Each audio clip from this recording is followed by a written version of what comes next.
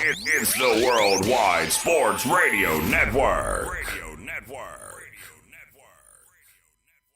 The Sports Hit List presents Smoking Mirrors with Declan Krogman and the Polius Brothers, Greg and Stefan, breaking down the biggest news in sports, giving you the stories behind the story. Here for all the smoke, all the time, right here on the Worldwide Sports Radio Network.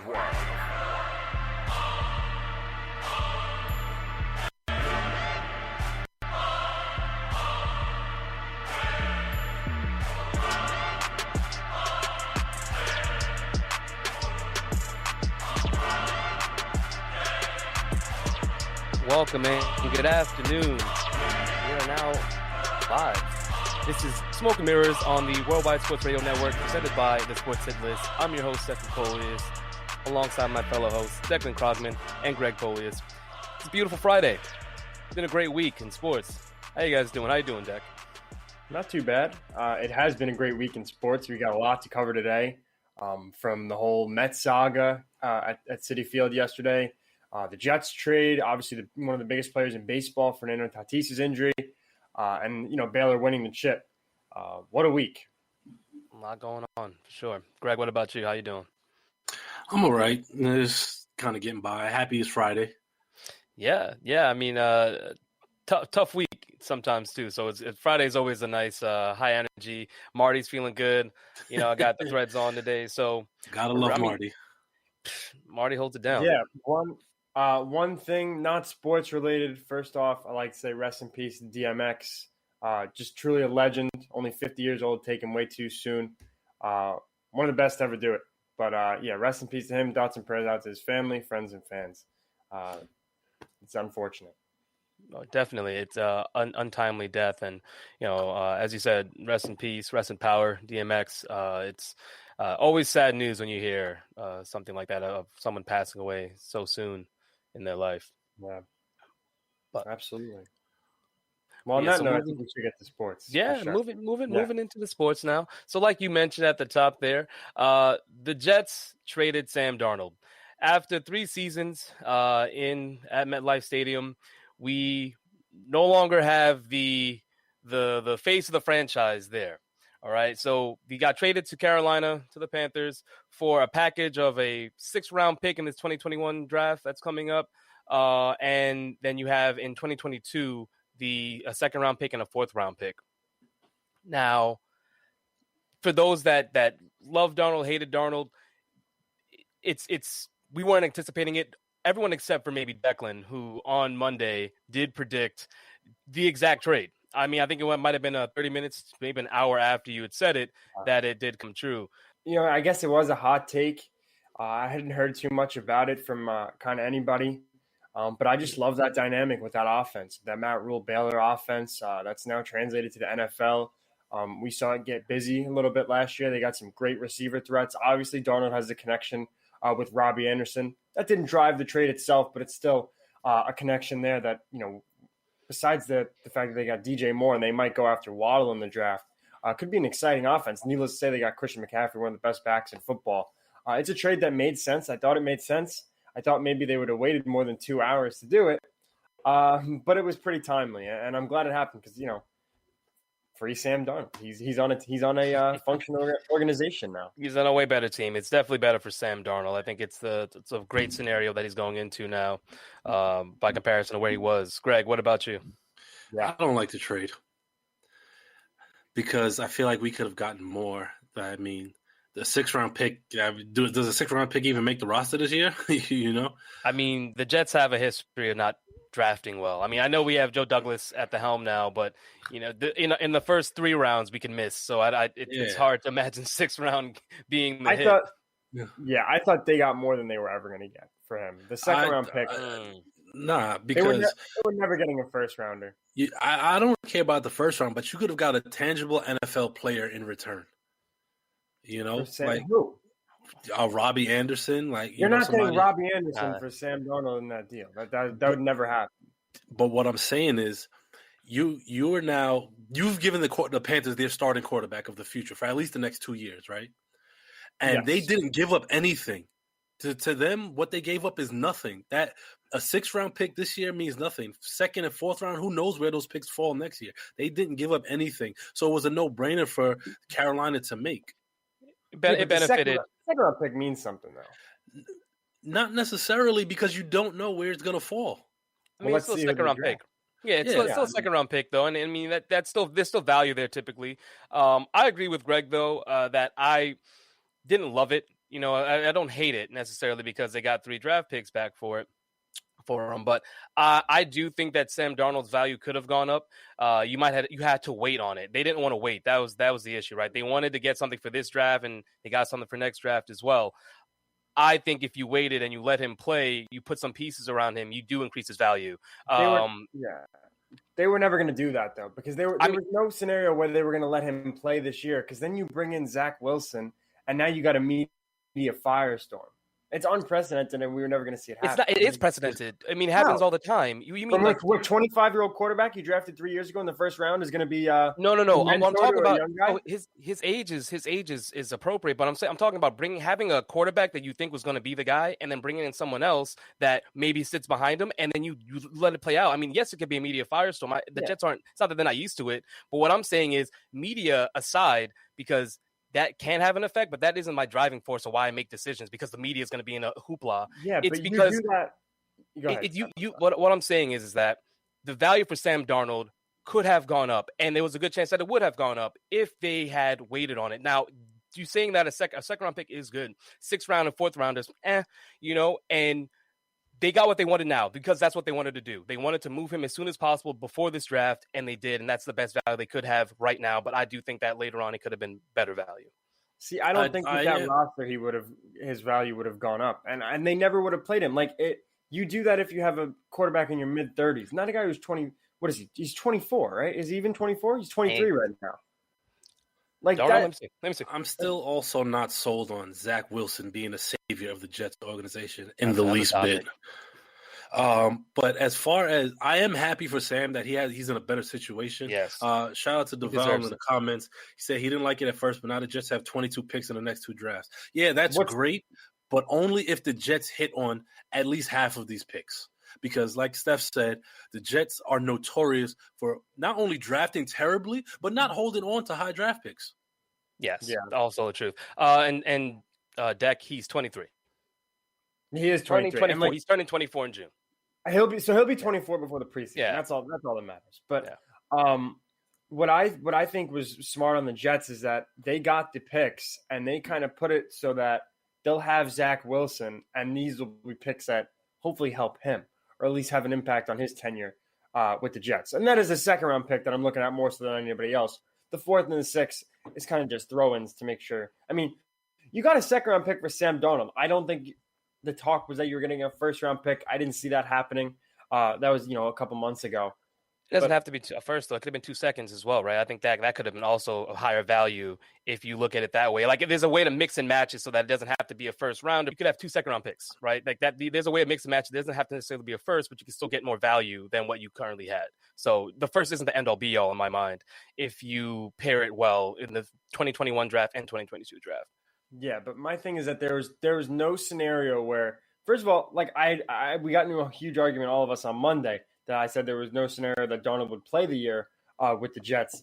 But in my eyes, even in retrospect, say they didn't trade him, right? And they have Darnold play. There's no scenario with that roster that we see his value increase. And like, you got a 2nd-round pick for a guy that, I mean, really the coaching staff failed him. Like, let's call it what it is. He didn't do himself a lot of favors with his play on the field. But you have Adam Gase for 2 years. He had to learn like 2 offenses and different GM, different head coach, different offensive coordinator, a lot of moving parts. A lot of moving parts, and the best moving part for him is honestly that the moving part was eventually getting him out of there and now into a better situation. But the idea that he was ever going to play, like, when have we seen a 24, or I know he's 23 now, but a 24-year-old You keep saying this, though. When have we seen this? Who cares? We're not going to, because new things happen all the time in sports. Clearly, it doesn't matter what. But what I'm saying is that's not a legitimate argument to always say, well, we've never seen this. We've never seen a bunch of things happen until they happen. Yeah, this is something that was never going to happen. They were never going to go into this year with Sam Darnold. They wanted to trade him. I know they wanted to trade him, and they took what they could get. They could have held fast and just not actually traded him. I mean, we see organizations do it all the time. They gamble. It's called a gamble. People gamble all the time. Yeah, then they could have traded out of the pick. There was never a scenario where they were going to bring in Zach Wilson and still have Sam Darnold on the roster. Well, that's the other part too. Quarterback. I don't think there's never. I don't think there's no scenario. I think there was a scenario and they didn't go with it because that might have been like plan Z. To be honest with you, Joe Douglas does have, and we've seen it in the last draft. He values picks more than anything. He's trying to build this team through the draft, which is why he looked at it as I need to get something for this draft and something for next draft. So I understand where Joe Douglas is coming from. Personally, as a fan and paying attention watching the Jets, I wanted more value for him because I know Sam Darnold is more valuable than that. Obviously, we took him at 3 overall. The league still values him that high, but when you don't have leverage, you don't have leverage. As you said it a few times now, Zach Wilson at 2, Zach Wilson at 2. Let's move on to our other topic. Is it 100% Zach Wilson at 2? Because I think you have Justin Fields has been. I mean, it seems more like a smear campaign against this QB than anything, that his name has just dropped out of people's mouths when it comes to the next quarterback off the board after Trevor Lawrence. And the pro day changed how people view Zach Wilson. But what isn't being mentioned is, and we mentioned it, I know, on Monday, but the competition he played. You're giving a lot of hype to someone that didn't go up against, wasn't going against the best teams, and then you have a quarterback that did, and that's shown you that he can perform well, and all of a sudden he's sliding down draft boards. So, Greg, I'll let you go. Are you sold on? I mean, you're not sold on Zach Wilson, but do you think the Jets could potentially take Justin Fields? Unfortunately, I think the love fest around Zach Wilson kind of has him cemented at number 2, and the draft really starts at 3. The fact that Mac Jones at Alabama is getting more praise to be the number 3 pick over Justin Fields is kind of crazy to me. It's something that really makes you question, like, what do these scouts really value? Because they claim that Trevor Lawrence was the greatest quarterback prospect since Andrew Luck.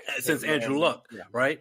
But now they're not even talking about him. He's been the best quarterback in college football for the last 3 years. But all we hear about is Zach Wilson and Mac Jones for the last 2 weeks leading up to the draft. It doesn't make sense. Something is off. Yeah. I mean, I get that, and I think we talked about it as to why, the media is making this decision to kind of, it is a little bit of a smear campaign for Justin Fields. However, I will say this, and I'll say it with a certain amount of confidence. The 49ers would never trade up into the top 3 to take a guy like Mac Jones that they could have drafted 12th.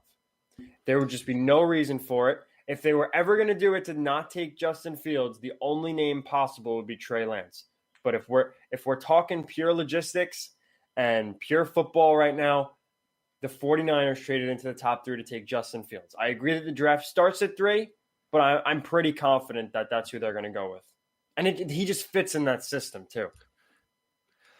I mean, I hope that's the case. Personally, I would love to take Justin Fields at 2 because, like I said, I am not sold on Zach Wilson. I hope he proves me wrong, but I'm just not sold on him based on – I mean, I sent the schedule in the chat, and there was a couple teams on the schedule I never even heard of. For Justin Fields' sake, I hope he goes at 3, though, and kind of avoids the Jets and goes to a team that was in the Super Bowl. So I do think – I'm sorry, Steph, but I do think the Jets, coaching staff-wise, are in a much better position than they've been in the last, 10 years. Yeah. I mean, we'll see. I agree with you. We'll see. But, I mean, the same could be said for the Giants. And I got you trashing Joe Judge over here. Like, come on, man. I don't know if I like that. So, yeah, I agree. I think the one thing that should be afforded to the Jets is that whatever you thought about them beforehand as a team, the circus, the, poor performance year in, year out, you brought Joe Douglas in after you had Adam Gase. So Joe Douglas had to be paired with Adam Gase, and he has his manager now. He has his coach, So I'm expecting a very different culture and feel in the Jets, in that organization. So to say that, you don't want Justin Fields to go there because it's going to be, the circus and he ends up like Sam Darnold. I want to believe, again, this is a part of me as a Jets fan, that Joe Douglas is the right guy at the helm. He's not, there to play games. He's had success where he's been before, the Eagles and Baltimore, if I'm not mistaken. And you have a coach in Slay who's like he's a great player, like players coach. Guys love him. He had a great culture there with the 49ers. What he was doing, Sherman loved him. Richard Sherman loved him, and I'm sure there are other players that were just as positive about him as a coach. So I look at the Jets as being a team that will be desirable, not now, obviously, because you're looking at what has transpired in those Adam Gase years and prior, but definitely a organization where you're not like, I got to stay away from that with a 10-foot pole, because you have a change in the front office. And finally, the pieces that are in place for what should be a positive campaign. I mean, I don't know if it's an organization where you're not 100% like I don't know if it's an organization where you're certainly not wanting to stay away from it. But if you guys are a quarterback prospect, right? And you see you can go in the top 5. Would you prefer going to the Jets right now, or do you want to go to the Niners? Non-biased. And non-New Yorker either, because obviously who wouldn't want to play for the hometown team? Yeah, well, I think it has more to do with, you're comparing to the 49ers and the Jets, and look at where those teams are. Like, you're going to go off of that's my what's built around them. I know, I understand that, but it's not necessarily about what's more desirable and like making the Jets less desirable because the organization is a mess, right? Like, the pieces they have they lack pieces where the 49ers have them. So you would want to go to the team with more pieces, obviously. But what I'm talking about is the other side of the coin, where you're focusing on the Jets have just always been a mess. And like, why would you want to go to a team like, it's like talking about the Knicks, like they're not there. And if you're going to compare the Jets to the 49ers, yes, I would take the 49ers objectively. But if let's say Fields goes to the Jets, it's not like I can't believe I'm on the Jets. It's like I'll agree here that I'd like to deal with, and I can again. Did I freeze? It was like maybe 2 seconds. You're good. Oh, either way. I think that there's something there, and it's more positive momentum bringing in the new head coach, having your GM that knows what he's doing, has an idea, has a plan at least, and you're hoping to see that play out in the next 2 to 3 years. Yeah, I agree. You are hoping, though. I totally it's definitely hope. We're just gonna have to see. Yeah, but they definitely have to see. Yeah, I would say cautious optimism is probably the best way to put it right now. That's like it's being a Jets fan or a Mets fan. Like that's kind of the nature. That's the territory. Or a former Knicks fan, Memphis Grizzlies. Oh no! My Memphis Grizzlies are doing just fine. They are. No, they're in contention. So, as you can see, we're heading to commercial. Please stay locked in. This is Smoke and Mirrors, presented by the Sports Hit List on the Worldwide Sports Radio Network. We'll be right back. It's the Worldwide Sports Radio Network. This is Smoke and Mirrors on the Worldwide Sports Radio Network.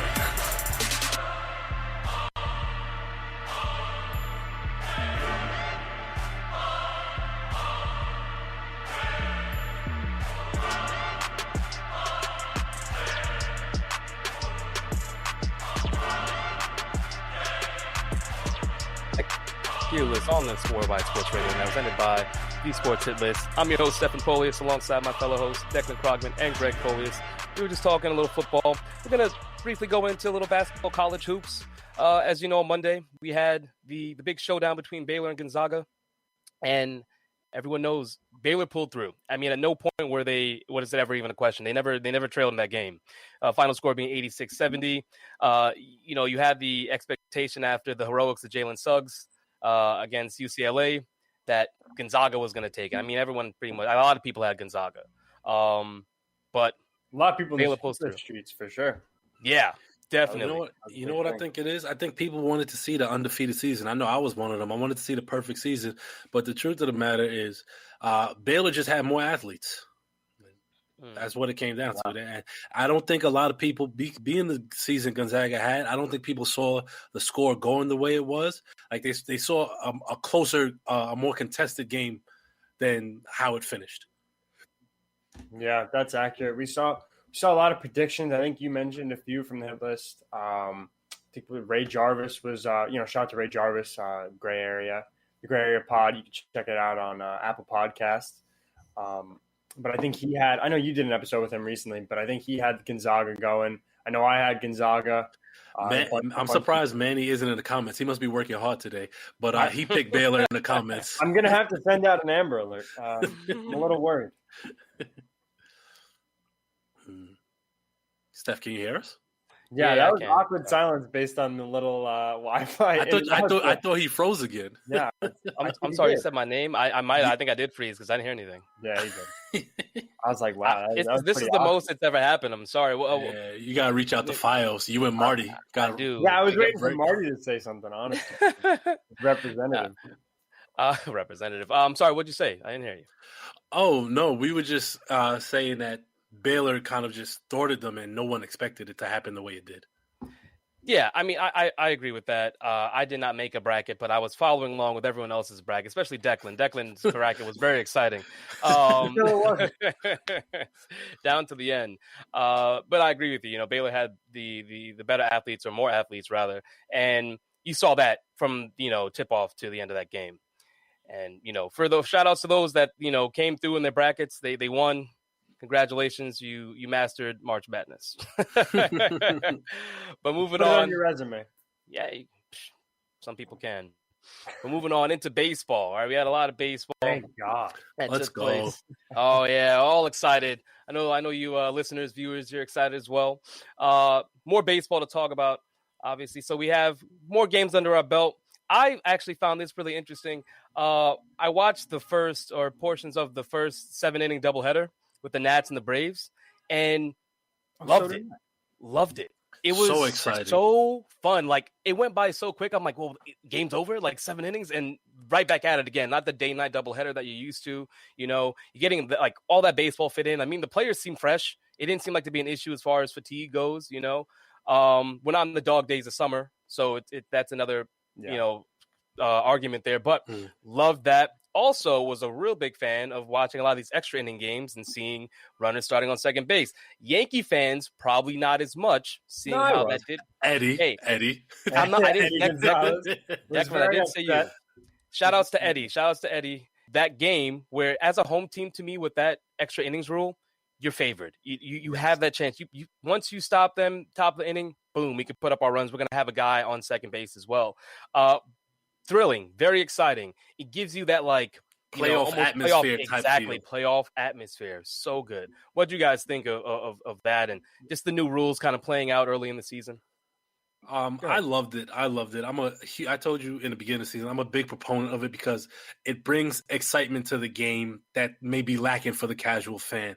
And you see a lot of the purists in the Twitterverse and on the social media sites that are upset at the rule and saying, oh, it's not real baseball. I mean, to that argument, if this is not real baseball, then what is it? Because if I'm not mistaken, if a guy leads off with a double, we're still playing baseball. Well, I think the argument there is that he didn't lead up. Yeah, but he didn't earn it. For the argument that, it's a cheap run. That run still has to be earned. A hitter still has to execute. He has to put the ball in play. Pitchers still have to execute to make outs, which is why you have a team like the Orioles who, for all intents and purposes, shouldn't be mentioned in the same realm as the Yankees, win because they were able to execute in that extra innings where the Yankees were not. Yeah, I mean, I get what you're saying from that point, but I also think going back to 2004, I'm fine with it. I think it's really exciting. I'm good with it, especially in the regular season. I wouldn't have an issue with it if they removed it in the postseason, especially historically speaking, and I think that's a lot of where the purist argument is. I'm going to play devil's advocate both sides. I'm for it, but I'm for it to an extent. If you get a runner on second and Mariano Rivera's on the mound, that's a huge advantage. Dave Roberts and the Red Sox had to literally scratch, fight, and claw just to get that runner on second base to keep their season alive. So now you're kind of getting it for a fly out in the last inning. I'm not saying it's a bad rule, but I wouldn't be against if they took it out for the postseason. No, I think it intensifies even more in the postseason, and it makes it more exciting because what it forces a team to do, it forces an offense to have to pick certain strategies, certain situational hitting strategies, and to force the issue to try to get this run. Are we going to give up the out with the bunt? Do we want to bunt down the first base line? Do we want to try a push bunt? Do we want to try a drag bunt? What are we doing here? We want to go a sack bunt, or is the defense going to put on a shift with a Ryan Howard type lefty up? And is that going to open up third base for a stolen base attempt? There's so many different possibilities that can happen just based on that one situation that just has a viewer, especially the casual fan, kind of like, oh my God, this is exciting. Yeah, I mean, it makes it fun. Steph, go ahead. I want. Yeah, it definitely makes it fun. I agree with Deck though. The postseason doesn't need more intensity. Doesn't need that to have that added. It already has that. Most people tune in for the postseason for that reason. And what I will say is it's like situational baseball. It's what you do in practice, right? You put a runner on second, and you see what how your defense reacts. When a ball's put in play. I think it's good for the 162 game regular season because it's a lot of baseball. It's a lot of baseball to be played. You lose fans typically. I mean, there are fans going into the stadiums now, so you're going to have that attendance there, luckily. So you're getting that money. You're getting those eyeballs. And people leave and sometimes an extra inning. Yeah, exactly. I mean, people leave in the seventh, depending on where the game's at. So if you have a close game, people are staying locked into the game. Also, now it's the 10th inning, runner on second. Everyone's on their feet. Like that anxiety if you're the home team and you're like, wow, like, whew, can we pull this one out? The frustration and maybe giving up a run, but knowing you have the bottom of the inning to come back, all that is going to be good for baseball. I just think in the playoffs, you don't necessarily want that.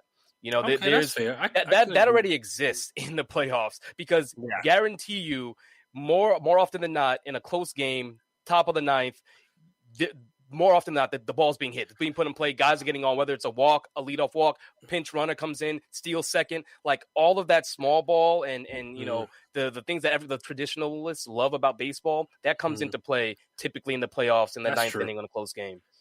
I mean, we do know the baseball postseason gets better ratings than the NBA, as I've been on record on Carl's show saying. You just got to take a shot at it. You couldn't help I have to. He can't help himself. He's not wrong, though. He's not wrong. He isn't wrong by any stretch of the word, but he can't help himself. It's in his nature.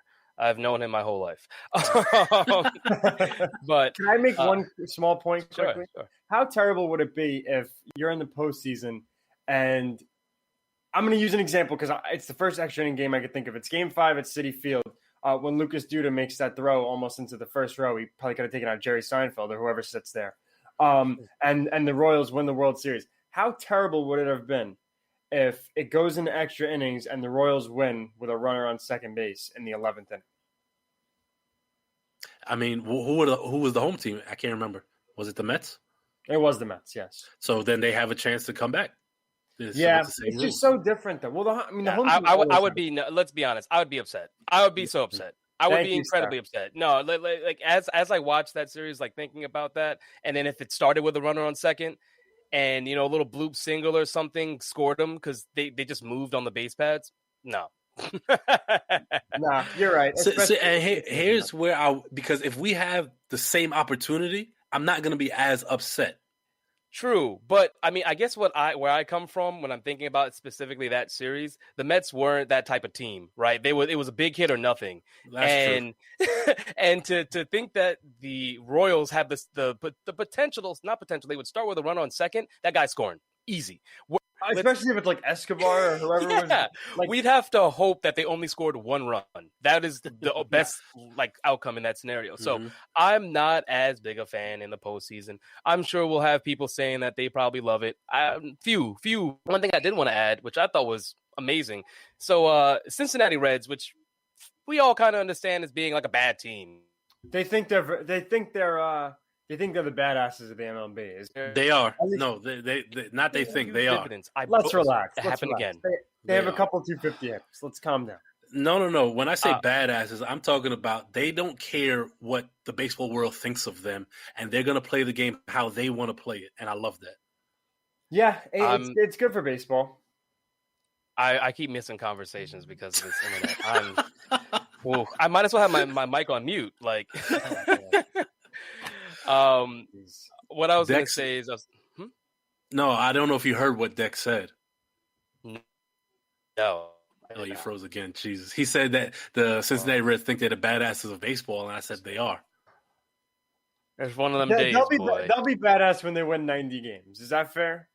What are you talking about? We're talking about the Reds. He said you don't have to be necessarily a winning team to be a badass team in terms of just how your bravado on the field. Well, I mean, if you win 70, 75 games, you're a different kind of bad and you're a different kind of ass. Like, let's just call it what it is. Like, I could agree with that. I think the swagger is something different, but the swagger, you lose some of that when you lose games, right? Like, you're not going to be the swaggiest team on the field. What I was going to say, Deck, I mean, I'm glad you picked up where I was trying to go. But the Reds, they're a juggernaut offense, right? Leading the league in RBI, slugging, OPS, average. They're second in home runs, first in runs scored. They're just putting up big numbers, crooked numbers, inning in, inning out. And they leverage that. They leverage their bats over defense, and it's paying off. That's I'm back. Cool. Yeah, no, I love it. I swear to God, I froze again. I'm really conscious of it now. You're fine. You're literally good. You're good. I love to see that. It's great to see a team that typically you wouldn't want to watch. They're the numbers that you would see as far as in the stadium, not great.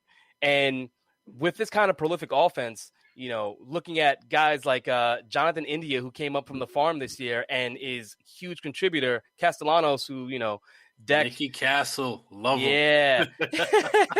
Like he is, they are fun to watch right now. And so seeing a team like that is great. I'm excited seeing this kind of offense. It's only 6 games into the season, so we will see. But looking at that type of offense early on is really impressive and really nice to see. Yeah, I totally agree. It's really exciting from a baseball standpoint to see that. Even if we agreed that Castellanos was a little out of line in a certain sense. There we go, bringing it back up. What? No, we said that, but we were. No, you said that. You said that. Yeah. I did not. Not subscribe. Was he not asking for a little bit? He skipped up the line. I don't care. Was it Chuck? I mean, hey, it was probably Chuck because he got a fastball in the ribs. So I legit don't care if a pitcher gives up a bomb, right? That's on the pitcher.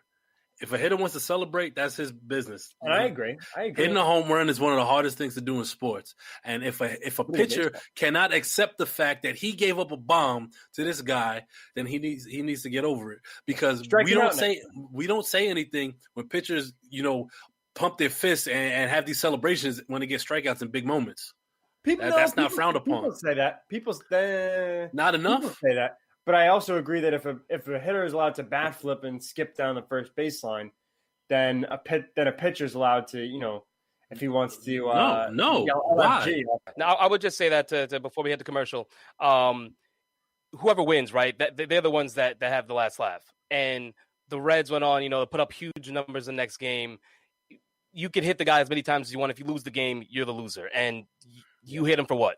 To allow them to win. So.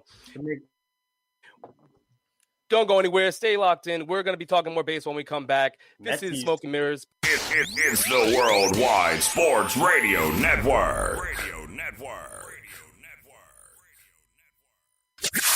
This is Smoke and Mirrors on the Worldwide Sports Radio Network.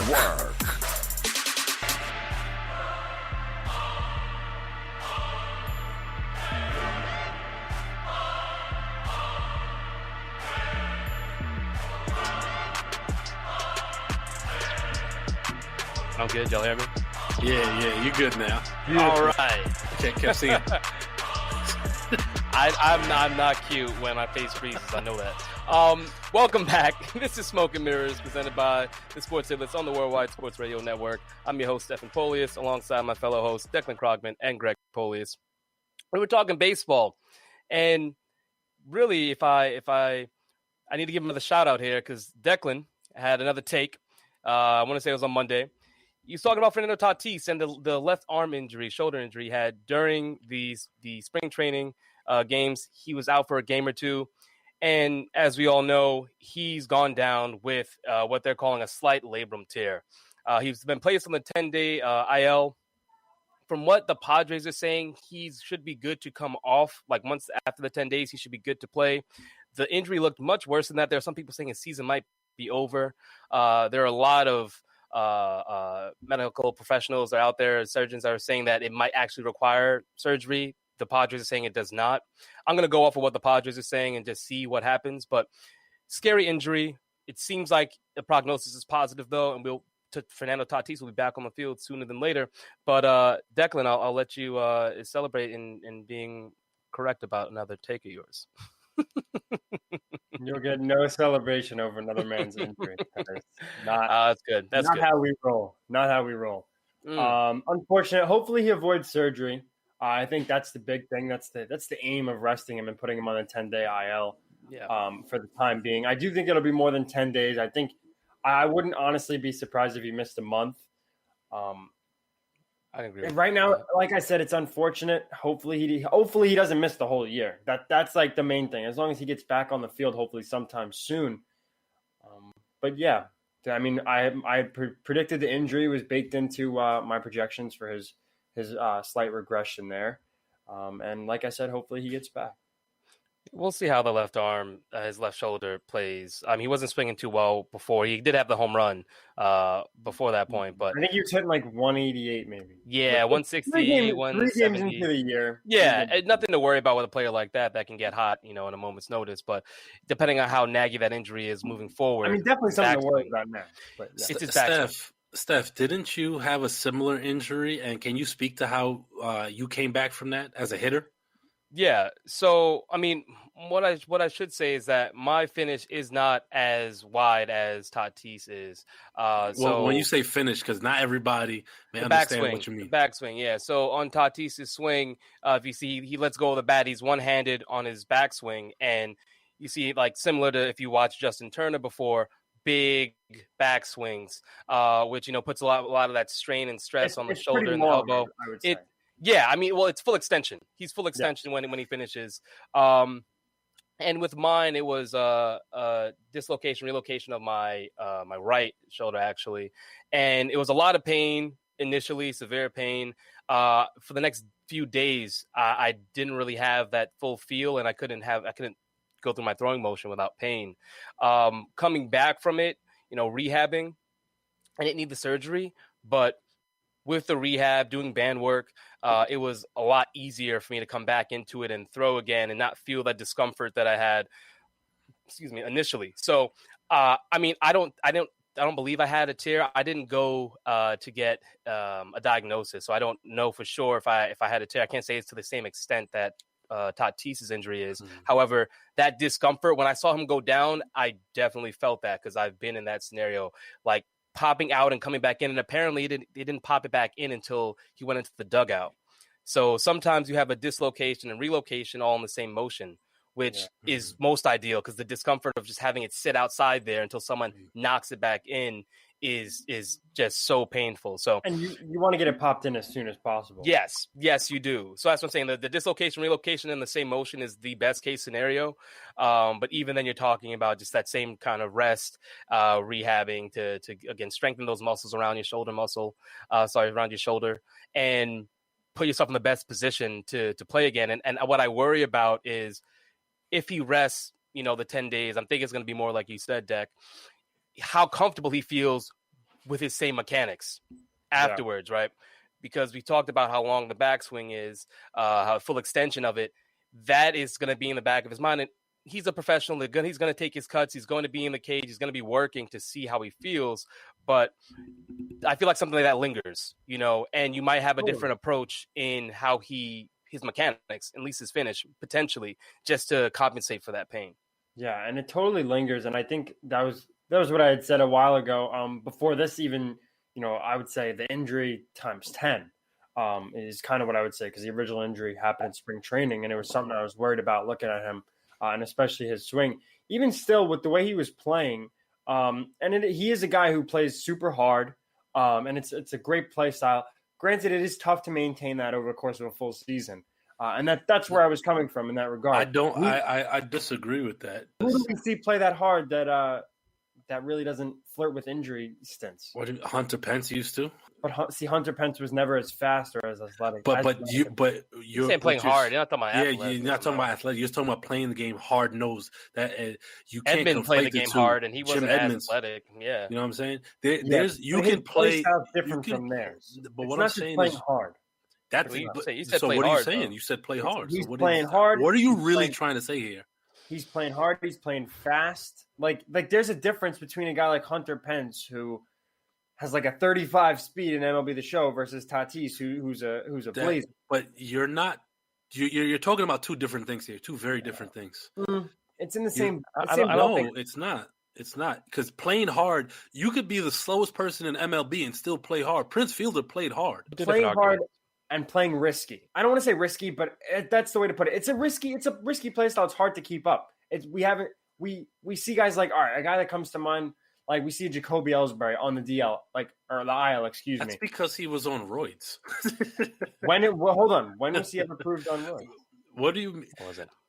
He wasn't proved, but no, it wasn't. It's a theory. Did we get it from QAnon? No, we didn't get it from QAnon because he got paid and his numbers took an absolute nosedive after he got paid, and the injuries piled up after he got paid.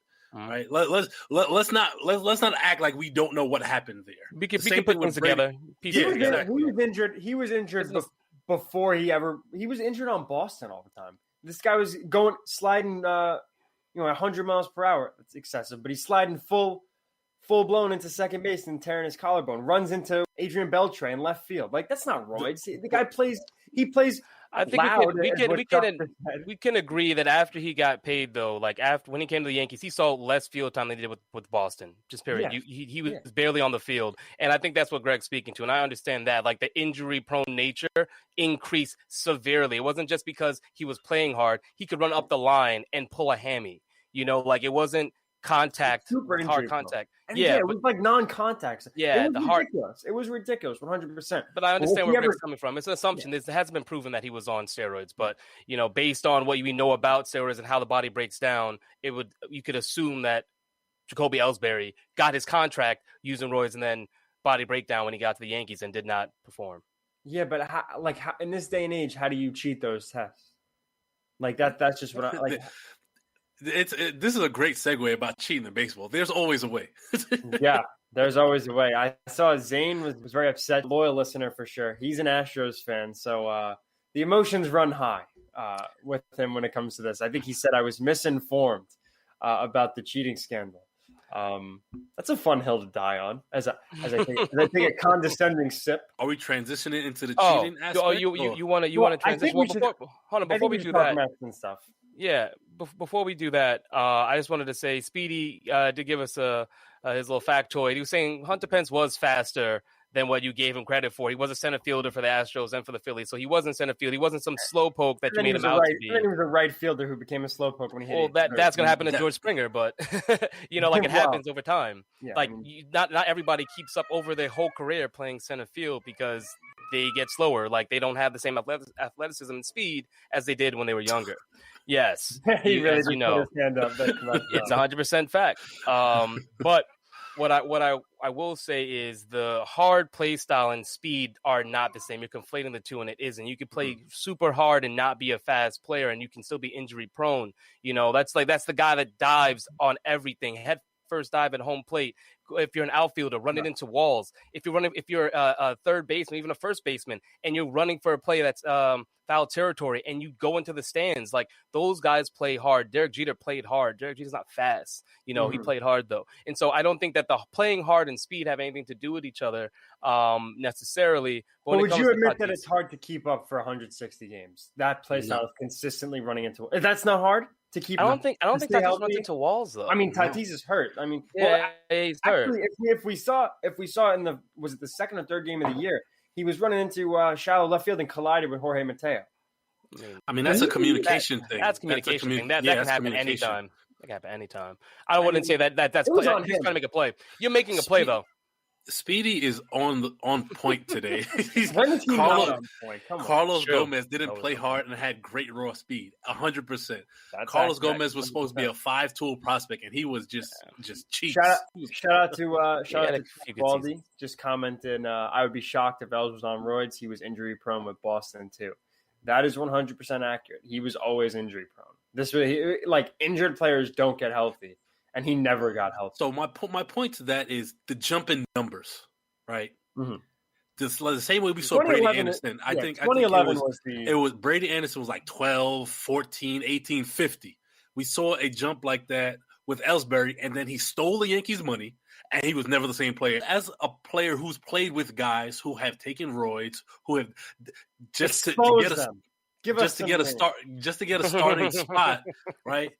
The roids will get you what you need, but they don't keep taking them. So there are guys who literally have taken roids just to get a contract. And like, I made my money, I'm good now.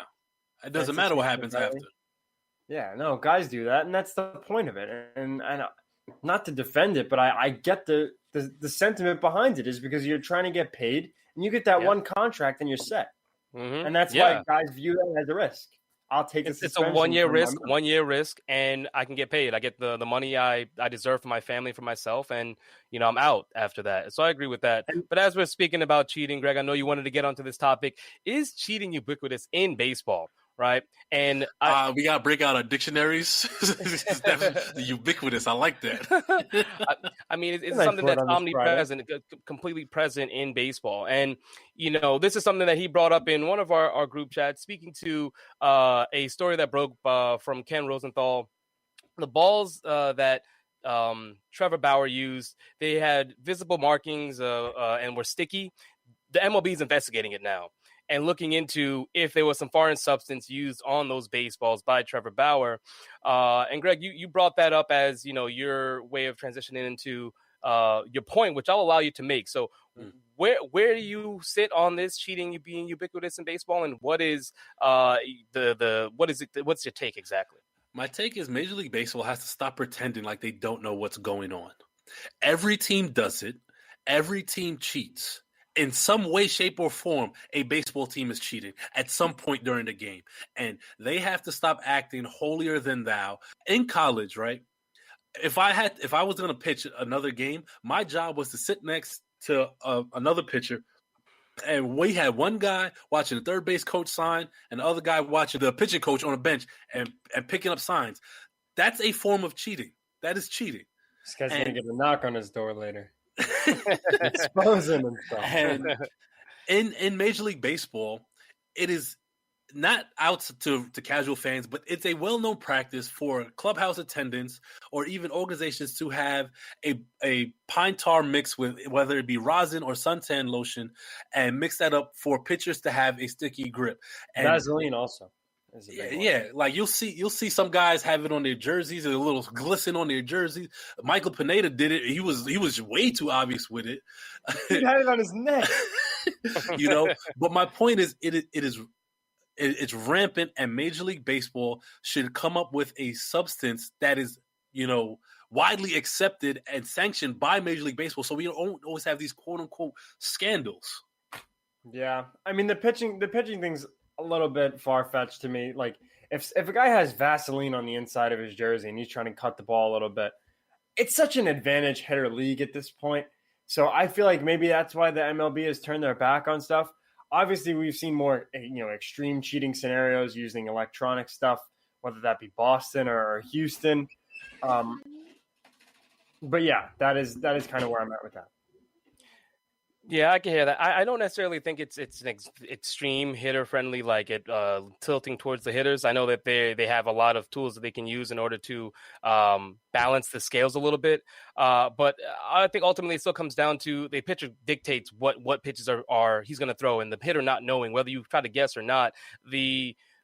The spin rates that we see on balls now, the velocities that a lot of these pitchers are throwing, we're talking about high 90s to triple digits. Like this is becoming more of the norm than it was in the past. So we're seeing pitchers in their mechanics improving, making it even more difficult for hitters. So if you're telling me you throw 100 and then you can have a curveball that's 80 miles an hour, that's foolish. That is ridiculous. And like to try and in 60 feet, 6 inches, try to make that snapshot, that knee-jerk decision to say, okay, I'm going to swing at this and I know the location of it. It is still difficult. I don't know if it's leaning towards the hitters that much. I do believe that there's an advantage. I don't think that it's a stark difference, though. I mean, since they dead in the ball, but it's also Trevor Bauer, guys. It's not like Jacob deGrom, you know? Yeah, but that's the thing.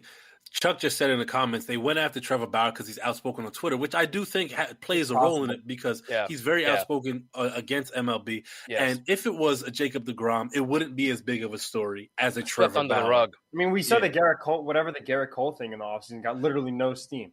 Well, also I shared an article in the group chat from I think it was a couple years ago where the Angels clubhouse attendant got fired because Garrett Cole, when he was in Houston, asked him to make a quote unquote sticky substance for him because he's having trouble gripping the ball in the wintertime. Yeah. I mean, I think making it more of a standard, as you said, for the MLB when it comes to the pitchers and what substance they can use, whatever mixture that is, I think that is true that they need to have a better standard and have the MLB like make a concerted effort for it more than it has been. It's possible. Yeah. Do we want to get into what happened yesterday? The Met game? Yeah, I mean, I was thinking that would be we got a nice little bat flip from Jeff McBass Pro Shop. That was awesome. Oh man. He tossed the hell out that bat. That was great. It was a great moment for him. First hit of the season. Game ended, as Declan brought up. If you watch, or if you didn't watch, rather, Michael Conforto came up to the plate with bases loaded and a 1-2 count. Got a breaking pitch high and in, and leaned into the pitch a little bit to make some contact. Initially, the umpire called it a strike, calling it strike 3 and punching him out. But upon review, saw that it hit him. They went and looked at the tape, saw that he leaned in, and still called a hit by pitch, which brought in the winning run. There's been a lot of hoopla, a lot of people out there calling Conforto a cheater, saying that he's the reason why the Mets won, and that's what's wrong with baseball. I do not agree with that, calling him a cheater at all. But Greg, I'll let you start with this. What are your thoughts? How do you feel Conforto leaning in, getting a hit by pitch? I bet those same people weren't calling Jeter a cheater when he did it in Tampa. I said it immediately after I said the umpire blew that call. I would have loved to see him get a hit there, but I'll take the W because calls get blown every day, especially if Angel Hernandez is behind the dish. That's like every at bat if Angel Hernandez is behind the dish. But to say that, he's a cheater, I don't necessarily agree with Conforto himself being a cheater. I think in a moment he was looking for a way for his team to get a W. He felt he was outmatched in that particular AB. I would have liked them to call it back. Like if they rung him up, I wouldn't have been mad at all. And they did on the field. That's the right call. They did they did on the field, and then they reversed their some. Shout out to Gary Cohen, Ron Darling, and Keith Hernandez. They were all best booth in the game, baby. Yeah, notice how Mets fans anything that doesn't relate to on-field play, they just happen to. That is not accurate. Not true. Not true. I'm not accurate. How many times you got to hear about the food at Citi Field? I mean, please, guys.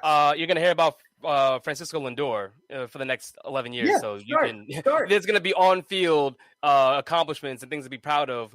Pete Alonso, there's Pete Alonso, there's Stroman. There are players that you want to get behind. Even Syndergaard. It's not just the booth, but we have. And the you best guys are talking about game. the booth. So what does that say? Because we're just all around. We're all not around. Not only that, the Mets booth is super impartial, more than a lot of other booths in the big leagues. They're not homers. They're not homers by any means. Gary Cohen has a little bit of a homer tendency. Okay, Michael K.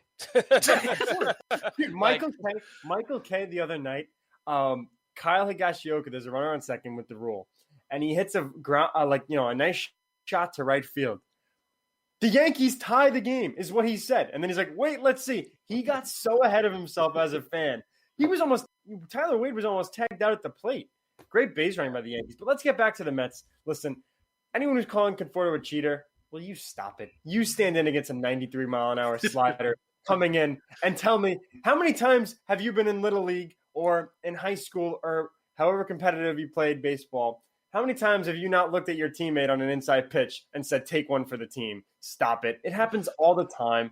It's nothing new. And honestly, I thought Conforto was well-spoken in the postgame.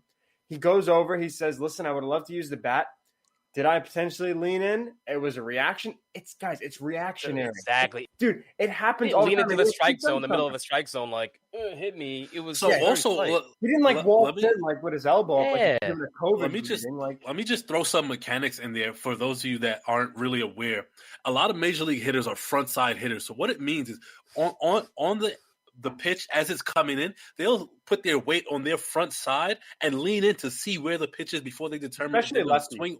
It's on both sides, but if he has a closed stance, so his front elbow is going to lean over the plate more so than anybody with an open stance, which is where more like your chest facing the pitcher.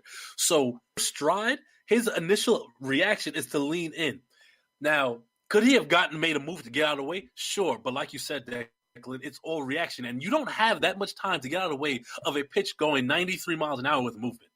Yeah, and it's a ridiculous slider moving side to side off the table. So it's like that's literally faster than the blink of an eye. For those that call Conforto a cheater, do you consider it cheating when a catcher steals a strike, right? Like he did. Yeah, no, like the idea of taking an outside pitch, taking a pitch that's clearly a ball and bringing it closer to make it a strike. Like that's what that is to me. It's like trying to get the advantage. Calls. Exactly. You know what I mean? Like the catcher made it seem like a strike. The umpire called it a strike. Conforto leans in a little bit. It's not like he went across. It wasn't egregious. It was very reactionary. You could tell by the slow-mo that it was reactionary. He gets clipped, and they don't call it. That's on the umpire. All right. And even afterwards, Ron Culpa, after the game, comes out and says, "You know what? We should have called him out." He said that afterwards, which is great. He said, he got it wrong. They got it wrong, really, because he went in and they looked at the tape, but he could have made the decision. That falls on the umpires. We do not need to call Conforto a cheater for that reason. He's not a cheater. It happens. It's baseball. But now, do you guys think that Conforto or McNeil are going to get not McNeil? He won't get plugged. But do we think Conforto is going to wear one this weekend?